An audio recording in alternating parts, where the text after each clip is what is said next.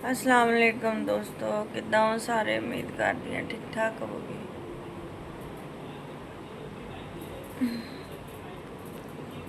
दोस्तों मेरी तबीयत बहुत ज़्यादा ख़राब है। सारे मेरे वास्ते दुआ करना। जिन्नी भी मेरी YouTube family uh,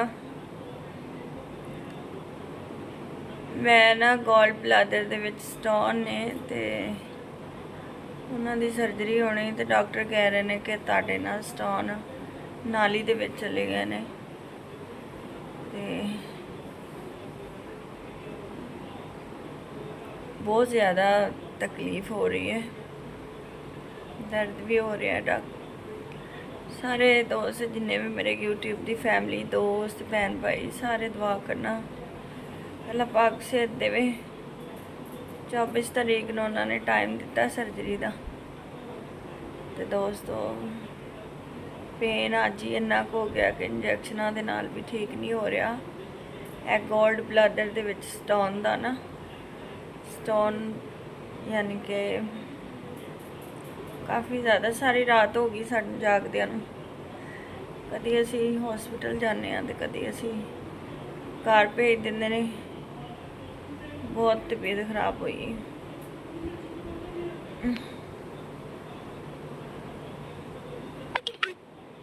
may be हो सकता है कि अगर दर्द सैटल ना होया तो फिर अज ही ऑपरेट करनगे कह रहे सी।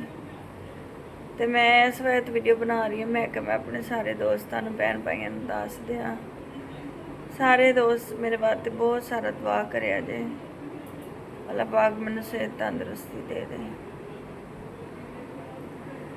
जितने भी दोस्त ने अगर कोई गलती गुस्ताखी हुई हो तो माजरत सारे को, क्योंकि देखो जी मौत जिंदगी का पता नहीं होंदा इंसान का। ठीक है, अल्लाह पाक तुहानू भी वेखण वालियां नूं भी सारियां नूं सेहत तंदुरुस्ती वाली लंबी जिंदगी अता फरमाए।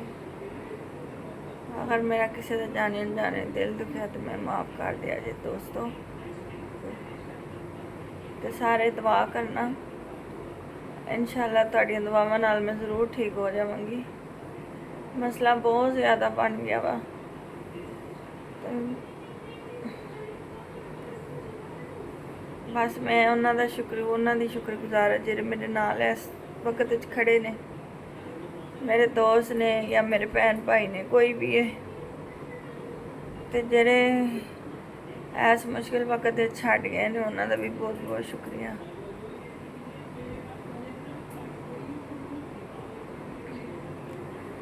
सारे दोस्त दुआ करिए जी।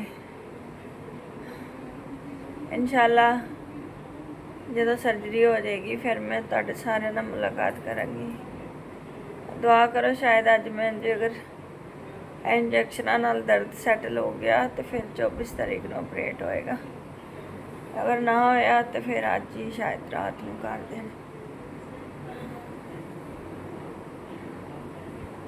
तो सारे दोस्तों दे वास्ते ना दुआ, सारे दोस्त जेड़े मेरे लिए भी दुआ करना।